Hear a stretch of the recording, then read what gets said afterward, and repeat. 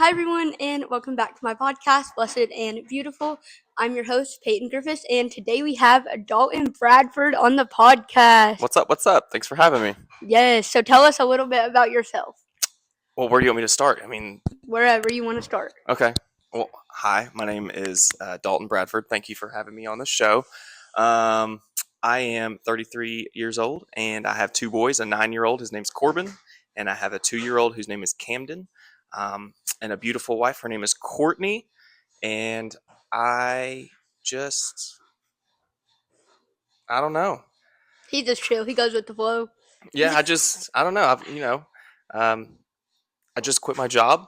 Yes. So that's like my thing right now, where I used to say what I do for a living. That's his personality. That's my personality now. I just quit my job. So no, I'm in the middle of changing careers right now, and just doing whatever God's called me to do. 2 years ago, I just started saying yes to whatever God wanted me to do, and that's what's been going on in my life lately. Just saying yes. Yeah, I really like that. So I actually met Dalton at church, but we've grown closer as friends through Sunday school. Tell us about Sunday school. Because that's our favorite, right? Yeah, I love Sunday school. Yes. So actually, the way that Sunday school kind of happened was kind of weird, because I don't know if you remember, but I kind of just walked in one day. Yeah, I know. I just walked in and just started hanging out with you guys, and then all of a sudden, I just started leading Sunday school.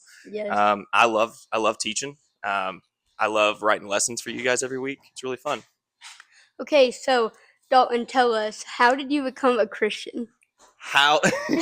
And you went straight for it, didn't you? Yes. How did I become a Christian? Well, growing up,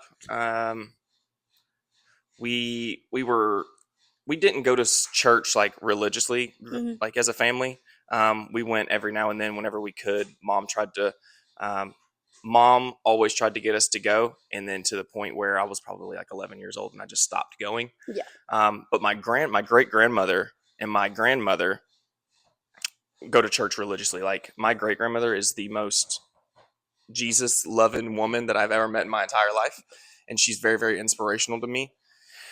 But I never would say that I was a Christian. I just went to church. Does that make sense? Yeah. I didn't really know what that word meant. Yeah. And I was visiting my father during the summer one year, because my parents got divorced when I was really young, and I had been going to church with him, and I had responded to an altar call and gave my life, what I thought was giving my life to the Lord. Mm-hmm. And I got baptized that year. I was probably, what did I say? I was 11 or something. Yeah. And then after that, my life went way downhill. Yeah. I always say I always did my best sinning after I got saved. And I started making some very, very poor decisions. And then it wasn't until two and a half years ago where I actually gave my life to the Lord. I fully surrendered my life to him. And now I would say I follow Christ. I fully am devout Christian. Yeah. So, how has God worked in your life? But what about you? Well, what about me? How'd you become a Christian? Okay, so I got saved when I was 7 or 8, I think. We were at my church not far from the Grove. It's Liberty. My cousin's the pastor there. So we had someone preaching, and he was preaching about hell. And I was terrified. I was like, whoa. And we've been going to church, but I wasn't saved. My sister was, and my mom and dad was. And so I was during the service, I told mom, I don't want to go to hell. And she's like, well, you either have to go to heaven or hell. And I was like, whoa, what do you mean? So, and we just kind of talked about it, and it kind of got deeper. So we went out in the foyer part, and I just kind of prayed, because I realized that God had died for us, and he died for us, and he forgives us for all of our sins if we're saved. So. Heck yeah. And you've just been fully devout Christian since then? Yeah, until in 7th grade, I was super depressed, had terrible anxiety. And I just really we were still going to church, right? Yeah. But I just went totally away from God, because I was why is all this bad stuff happening? My parents got divorced, stuff like that. And I was so why is this happening? Where is he? And then we started coming to the Grove, and we went to beach camp, and I rededicated my life. I remember that. That was awesome. Yeah. So where did that? Now I'm interviewing you. Where did the depression and the anxiety, where did that come from, and then what did it do to you in your life? Because I also battled with similar stuff. So Yeah, it just kind of it came from place of like my parents were divorced. A lot was changing in my life. I was like getting bullied at school, and it was just like constantly every day I would not want to get out of bed. Like it was a battle that's between rough. me and my mom, like trying to get out of bed and go to school. And like there were times where I did not want to be alive and stuff, and it was hard. But I'm glad that I got through it because now I can help other people. Yeah, With that. You do a really good job at it too, by the way. Thank you. You do too, guys. Dalton has a podcast, Real Talk with Dalton B. Go follow it. Look at that little shameless plug. I didn't even have to plug my own podcast. Yes. That's awesome. Oh. So you asked me, how has God worked in my life? Yes. On the way here, actually driving to your house, I was thinking about just different ways that God has actually moved in my life. And I was looking at times where even whenever I was not faithful to him and I was making poor decisions, how his hand was always in my life. Yeah. Like there was a time where I'm not going to go into much detail. Yeah. But I was, my mom and I had gotten into an argument, and because I wanted to go to my friend's house. Now, this friend's house is not somewhere I should have been because it was kind of like a gang of people had been making very, very poor decisions and doing really, really bad things. And I wanted to go hang out with them. Yeah. So we ended up fighting, arguing, and I left the house. I hopped on my bike and bike. You were very desperate. I was. Well, that's how I used to get around. Up until I was like 19 years old, I rode a bike. Really? Everywhere? Yeah, everywhere. That's crazy. Yeah, everywhere. Wait, how old were you? Could you drive? I could drive, but I just didn't have a car. Oh. Yeah, so I just rode a bike. It was very economic. Were you not like scared? No, I'd rode a bike since I was like 13, I mean, I rode 14, a bike, all but over like, the weren't you place. scared of like getting kidnapped or something? Kid? Well, that wasn't a thing back then, No. was it? I mean, it was, but nobody was going to kidnap me. I wasn't kidnappable. Oh my gosh. But so I hopped on my bike that night, and it's really dark. I would say it's probably like 10 o'clock at night. And so this trail that I rode on to cut through to my friend's house, I had rode every day. Mhm. Like, I mean, every single day I rode this trail. I knew where every tree root was. I knew where every swerve was. So whether it was light or dark, I knew where to go. Yeah. This night, I'm getting ready to cut through, and before I even entered the trail, you know those water meters that are in the ground, like the big boxes? So I hit that, and that has never been there. I'm telling you, to this day, that water meter has never been there. But I hit it with my bike, flipped over the handlebars, and both of my tires were flat. Oh. I popped the front one, flipped over, looked at my bike, and the back tire was flat. I'm like, so what'd you do then? I went back home. You think I'm gonna? How far away were you from your house? I was right down the street. Like, I was literally like 3 minutes from my house. Like, I didn't even make it off the road. And so that night, the house that I was going to ended up getting raided by the police, and everyone that was at the house ended up going to jail. And they were all minors, so they all got some pretty bad sentences. Yeah. But if I would have been there, I would have been right in the mix of it. And that's just like, there are so many instances in my life where God has just intervened like that and saved me from terrible consequences. Yeah. So on the way here, I was like, why did you have your hand in my life and not in other people's lives in the same way? It's hard to understand that. Yeah, and I think God was also like using your mom to kind of like stop you from going there too. Yeah. So what was your mom's reaction when you came back home? I don't remember because I think I just walked in because I was already mad because she wouldn't let me go. So we were still in the middle of the argument, right? Yeah. And I just walked back in and just I probably just went straight to my room. Yeah. A, because my pride got hurt, and B, because we were still arguing, right? Yeah. I still didn't get to go to my friend's house. But I mean, are you glad that you did now? Oh, I'm so glad. Back? Like, I look back at that moment in my life probably at minimum once a month. Yeah. And I'm like, I was so blessed to not have been there. Yeah. But you know what's crazy? What? Is I was mad that I wasn't there. Because everybody else, so they went to jail, they got cool sentences, stuff like that. So whenever they came back to school, they're talking about how they went to jail and they got arrested. Yeah. What's so weird is I wanted to be part of that. I think it's because the world like wants us to fit in. Yeah. And they want us to be a part of that because they think that is cool. Yeah. So everyone else was like, you guys got arrested? Oh, you're so cool. You're so cool. And I was like, well, I was on my way there. I was on my way. Yeah. You know, they're like, yeah, whatever, dude. Yeah. Yeah, but now looking back, you're like thankful that you weren't so there. thankful. Yeah. So thankful. Yeah. But there's so many times in my life where he's just had his hand, and I'm just so blessed. I really am.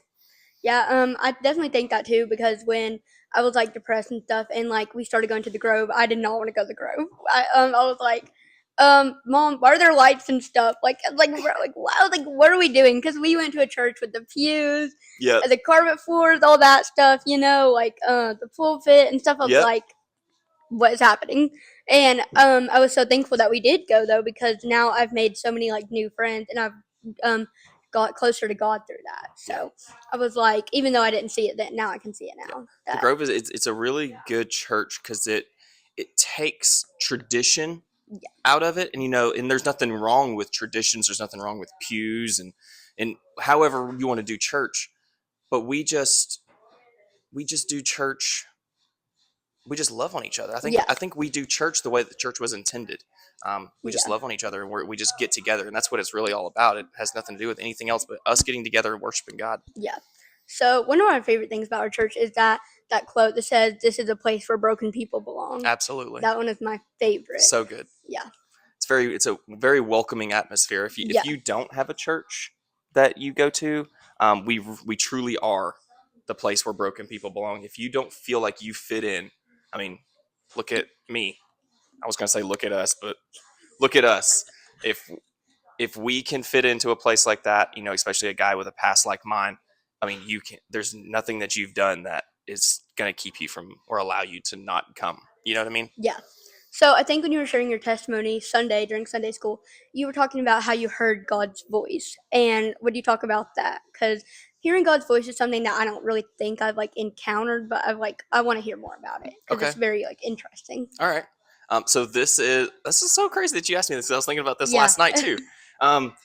So I was actually, I'll give you the short version of the story so we can get to that question. But so I'm sitting at Chili's with some friends, and this was my old boss. She looks at me and she says, "Hey, how's the boys doing?" So because we hadn't seen each other in a while, and she said, "Hey, how's the boys doing?" I said, "Oh, they're doing great." And at that time, so I was not following Christ at this time, and I was like, "Hey, why are you not asking me questions about me? Why?" So like this is what's happening inside of me, right? Like internally, I'm like, ask me about me. Let me tell you about me. Let me tell you about all the things that I'm doing in my life and XYZ. Well, she turns from me after she asked me how the boys are doing, and she turns to my friend. She goes, "And tell me about you and what's going on with you." And the way that she said that was like she was more interested in what he had to say than what I had to say. So inside, I'm like, "Yo, I'm selfish." I'm like, "Yo, why ain't you? What's so important about him, right?" So he gets ready to start sharing his testimony about how he's called to be a pastor. Now, this is my best friend. We talk on the phone every day. And when he starts sharing the story, I'm like, "Yo, I'm your best friend. Well, how come you haven't told me this story, right?" And as I get ready to say something about myself, God, I audibly heard him say, he says, "Be quiet and listen." And I was like, what was that? So I kind of pushed that voice down. I was like, well, I don't know what that was. And I get ready to say something again, and he tells me again, "Be quiet, listen." So I start listening to my friend's story about being a pastor, and God started moving in my heart. He used that moment over chips and salsa at Chili's to draw me towards him. That is the very first time that I heard God's voice. I think he speaks to everyone differently. Yeah. I mean, he spoke to Moses through a burning bush, right? If it was a one size fits all, then everybody would have gotten talked to through a burning bush. Yeah. Right? Yeah. You could call it your burning bush moment. Is that what you called it? I mean, I guess so. Now that I'm looking at your it, chips and salsa moment. It's my chips and salsa moment. Yeah. He spoke to me over chips and salsa at Chili's. Would you say that God's voice, like, kind of, did it push aside that selfishness that you had? Oh, it silenced everything. I mean, it was a voice that was so quiet, but so loud at the same time. So loud that it was able to quiet my flesh to a point where all that there was just his voice. Yeah. And it's good that God like told you that, because if he hadn't, you would have just been there still mad, and you probably wouldn't have listened to a Nope. word that your friend had Nope. said. Nope. You had never heard this story before, right? Ever. Never heard it. I And you had were never best heard it. friends. It was my best friend, and he was telling me how he was called to be a pastor. I was like, this is pretty big. I mean, I figure like, Yeah. I feel like you would have told me this. Yeah. But God also, so through that story, he knew exactly how to speak my language too. So it was also the way the story worked is I respond to God like very supernatural things. So I just love the supernatural. And God is, we serve a supernatural God. So Mhm. he starts telling me like the details of how he was called to be a pastor. Mhm. And that's what kept drawing me closer and closer and closer. And I'm like, oh, I want that. Whatever that is that you have, I want a piece of that. Yeah. Have you ever had like any signs like from God when you're like struggling that he was like there? Or any that you could see, or looking back that you couldn't see then but you see now? That I see now, yeah, like that story that I shared with you about my tire being popped. But Yeah. we had gotten pulled over in a car one time and had some stuff on my possession that I shouldn't have had. And we get pulled out of the car and the cops are searching us. Well, I had this thing in my pocket, and the cops are, Yeah. I've never shared this story publicly. Yeah. The cops are patting me down and they're feeling, well, I have this thing in my hoodie pocket, and it is large. I mean, it's probably this size. And the cop grabs it, holds it, lets go, and moves around me again. And I was like, oh, he comes back around and he grabs it again and he holds it. And I was like, I'm going to jail. I'm going to jail, and I'm 16 years old, right? And he lets go and doesn't find it. And I was like, so at that time, I thought that I just got lucky. Yeah. Looking back now, it was just another one of those moments where it's like God had his hand on my life, because had that happened, had I went to jail, what would my life look like now, right? Yeah. I wouldn't say, I don't know about, what do you mean by signs? Well, I've people have talked about it on social media and stuff. Like they're they prayed and they asked God for a sign or something, and then they just then I guess randomly they see a cross on their wall or something, and just a shadow. So I do have a sign then. Now that you said that, I remember. So whenever I was going through this transition of quitting my job and going towards a new job, I prayed and I said, God, if you're wanting me to do this, because this is, I had been with my other job for 12 years, and it's all I had ever known. So I said, God, if this is what you're wanting me and my family to do, you're going to have to make it so very clear that I don't miss it. Yeah. Right. I need to know very clear and cut. And a lot of us are looking for that, that billboard sign. Like, God, just put it on a billboard and say, yep, this is what you're going to do. That's not the way he operates. If you want to hear God's voice, you have to listen. Yeah. Right. So I prayed that morning, and I'm out and I'm running around doing stuff for the church. And my phone rings, and I look down, and it's my wife. So I answer it real quick, and I said, hello. And it was Camden, my 2-year-old. And he says, hey, Daddy. And I was like, oh, hey, buddy, what's up? So he never calls me. Yeah. First, let me mention that. He's never called me on the phone like that. And I said, what are you doing? He says, nothing. He goes, hey, you want to play outside? And he's got the countryest little voice. He said, you want to play outside? And I said, yeah, I want to play outside. Normally, I don't, because I worked third shift and I was always so tired, and I just don't have the energy. And I was like, my 2-year-old is asking me to play outside, and I'm realizing that I don't play outside. And you can't resist that. That's the cutest voice ever. Exactly. So I was like, yeah, dude, I want to come play outside. So I hang up the phone and I don't notice it yet. I go home. The first thing, I open the door, he says, we going outside now? And I was like, yeah. So we go outside, we play, and we come back inside, and it's like an entirely different child is now walking around the house. He's calm. He's loving on me. He's hugging on me. He doesn't do any of these things. And at that moment, I was like, that's my sign. Yeah. That's what I prayed for. I said, God, send me a sign if this is what you want me to do, and this is what you want me to do. Yeah. You don't want me to do the job for the job. You want me to do the job so I'm home for my kids. Yeah. Because I hadn't been home for my kids. Yeah. What about you? Any signs? I mean, I prayed about it. My mom, when she got put home on hospice, I prayed God just do something, a miracle or something. And I wasn't expecting anything to happen because when she came home, we thought after a couple days that she would have passed.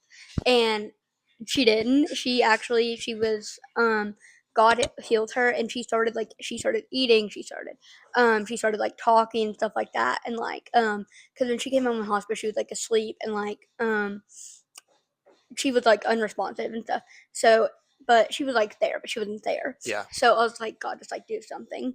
And I was fully expecting him not to. I was like, I just need to prepare myself. Like this is gonna happen. Like he isn't gonna do anything. Mhm. Well, don't underestimate him because he will do something, and he will. did. And then I look back and it's like a month later, and me and her sitting on the porch, and I brought her like a Mexican after church or something that I never thought that I would have got to do with her. That's awesome. He gave you a little bit more time with her. Yeah. I had posted something like a month or so ago. I said, if you don't think God can do it, then don't pray for it. Yeah. And we serve a God that is the creator of everything. And we don't think that he can intervene in our little tiny lives, right? He created everything with his voice. We put him in this little box where we don't think that our problems are big enough for him to deal with. But he cares. He cares so much about each one of us in the tiniest intricate details. He wants to be in the tiny details of your life, not just the big things. Yeah. And also you're like, well, there's other people that have more important things, and he's probably dealing with that and not dealing with us. But at the same time, God's everywhere. He's everywhere. And we were talking about spiritual warfare in Sunday school, and I like that y'all were talking about how Satan isn't everywhere at one time. He's only at one place at one time, but he does send people like out, like his. So he has influence. Yeah. His lies and his tactics are, if I can't be everywhere all at once, then I'm going to influence as many people as I can so that they can carry out my work for me. Yeah. And that's what we see that's going on in the world now is if you look around and you watch the news, there are so many people that have been influenced by him that we have to be able to discern who's from God and who's not. Yeah. Right? Yeah. Have any questions, Dalton? Any questions? Yeah, for me or something? Yeah, I do.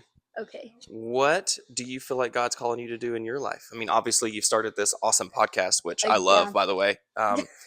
Thanks. This is really good for kids your age because you're very inspiring, because most people would not sit here. Most kids your age would not sit here and talk about their faith publicly. And that's what I challenge you guys in Sunday school to do a lot is it's not just butts in seats. You can't just go to church and sit on your butt and then live the other 6 days of your life however you want to. Yeah. So this is a really good testament to you living your faith out loud. Yeah, and like sometimes we talk about like getting in the Word is like your food, and like you just can't eat on Sundays and expect it like to go throughout the whole week because you'll just feel like malnourished, I guess, or whatever. I mean, could you imagine if you only ate one day a week? What would the other 6 days of your life look like? Misery. It'd be pretty bad, wouldn't it? Yeah, and I remember when I started the podcast, you told me be careful because like you're like be aware because the enemy's out to get you because he doesn't like what you're doing. And I went to school and people like started talking about it, and this one girl started like watching it in front of me, and I was like, oh, okay. Like, well, that's just like you just hate listening to your own voice. I was like, yes. I was like, what's happening? I was like, whoa. And then some people were just like talking about it, and then they're like, and then my friend was like, yeah, they're saying something like mean about you, and I'm like, just let them. And I'm like, honestly, because I mean, hey, at least they're watching it. They might need to hear it. Absolutely. So I'm like, but see the tactics. See, the enemy wants to speak your language too. He knows, well, if she's going to do it, then I'm going to influence these people around her to make her feel shame, to make her not do it anymore. So I can't physically make her not do it anymore, but I can use people around her to make her think that she doesn't need to do it. Yeah. And you need to keep pressing in, because anytime that you do something out loud for God, the enemy is going to try to stop you. Yeah, and you talked about what my calling is. So my plan, but this is not God's plan, probably. I don't know. Yeah. I don't know what it is. You know, it's my plan, but I don't know if this is what God has in mind for me. But I want to do pediatric nursing. Okay. And I know that like a lot of times there's kids that come in that have been like abused and stuff, and I feel like I could help them, but also I would want to work like in the church with the kids. So children's ministry it's a very thankless job. Yeah. And it's much needed. I mean, there's kids in the world whose parents aren't equipped to take care of them. Yeah. And it needs, the world needs the church. Yeah. And I think you would be great for that. But this right now, like when you told me that you were starting a podcast, I was like, oh, that's totally fitting. Yeah, Jabberjaws over here. Yeah, I could talk to a brick wall. And absolutely. Yes. I think I've actually seen you talk to a brick wall before. Yeah. I could talk for hours. Yeah. That's just me. I've always been like that. Like, and like, when I was like younger, I would get in trouble for talking in class, and they'd call my mom, and she'd be like, "Oh yeah, I've already heard this before. Like, this is like the 5th call this week. Try something new." So would you say that speaking is a gift of yours? Yeah. Yeah? Yeah. So how do you plan on using it? I don't know. I feel like, though, a lot of times I use it because I share God's word. And even just not on the podcast, like at school. I was at the basketball game last night, and my friend, she was talking about like how she wanted to stop cussing, and so that was something that I had like done a lot honestly last semester and like the start of freshman year, because I wanted to be cool. Mhm. And I was like, I prayed about it. I told her, I was like, here's what I would do. I was like, here's what I did, and it might help you. I was like, pray about it. I was like, because I prayed, I was like, God, just like, I know this isn't like of you, and this isn't like doing anything good for me. I was like, no one wants to see like someone out there cussing. Like, that doesn't seem very welcoming. Right. And I was also like, I just can't like say I'm a Christian but then go out and do this. Absolutely. And I was like, it's pretty embarrassing. Our actions need to match our words. Yes, and because actions are way bigger than your words. Because I can get on here and do this, and then I could go out and do like terrible things, and people would be like, then they wouldn't like trust me. Yeah. They wouldn't like want to hear the things that I have to say. But I told her, I was like, I would pray about it, and then just kind of like think about what you're saying. Like, and everyone's like, think before you speak, and it's not as easy as it's really not. It's not. And then since I say like 10 million words a day, probably more more than most people, I was like, I really had to think about it, and I was like, am I doing this just to be cool, or am I doing it just because I'm so used to it? Most of the time, it's because I wanted to be cool. Gotcha. And I was like, yeah, no, this isn't really cool. Like, now that you think about it, it's not cool. So I was like, I talked to her, and we were literally just at a basketball game. Mm-hmm. And I was like, I felt like that kind of helped her. So, you know, we look at everything in the world. So I'm thinking about this incident where you were talking about this friend, right? Everything that we view in the world, sometimes we view as coincidences. And something that I heard 15 years ago, well, probably 13 years ago, is there are no coincidences in God's world. So, you know, I just preached this past Wednesday on leaving margin in your life, leaving space in your life for divine interruptions. Yeah, the ABCs. Yeah. I remembered them. What's A? Be approachable, right? Available? Yeah, available. Oh, you probably be approachable too. You probably don't want to look mad all the time. B, you need to be, what is it? I know C. Bold. And what's C? You said you knew C. Is it courageous? It's charitable. Oh. Available, bold, and charitable. You said it with such confidence, like you knew. Well. But you need to leave margin, leave space in your life for people. And that's what you did. And God will send people into your life if you leave space for people. Yeah. Being used by God is not for you. Being used by God is for God. Yeah. You just have to be willing to say yes. Yeah. And I feel like I'm honestly like kind of like an approachable person at like school and stuff. Like, people come up to me and like they would ask me questions. Like, my friend, she was like really stressed out because we had to pick classes for sophomore year, and like so was I. And so I remember like we were literally in class change, and me and her, I just kind of pulled her over to the side, and I like prayed over like both of us, like just in the middle, and like and then that's being bold. And then the bell rang, and I was like, oh no, we're gonna be late, and she's like, it's fine. When you're living out your faith out loud, you have to use those 3 words. After I preach that message, I'm starting to find that those 3 words, and they intertwine. Being available, being bold, and being charitable. When I say charitable, you don't have to give away your money. Yeah. It's being charitable with your time. Yeah. But that goes with availability. Being available is your time. And being bold, well, you have to be bold to give out your time, right? So if we live that way every single day, the impact that we can have on the world is immense. Yeah. And I think you're doing that. You're doing a great job. Well, thank you. I'm very proud of you. Well, thank you. Got anything else? No, I think that's it. Okay. Thank you all for listening. Go check out Dalton's podcast, Real Talk with Dalton B. What's that on? It's on everything. Everything. Apple, Spotify, YouTube. Okay. I have my Spotify is out now. It's Blessed and Beautiful. Go follow it. Thank you all for listening. Bye. Bye.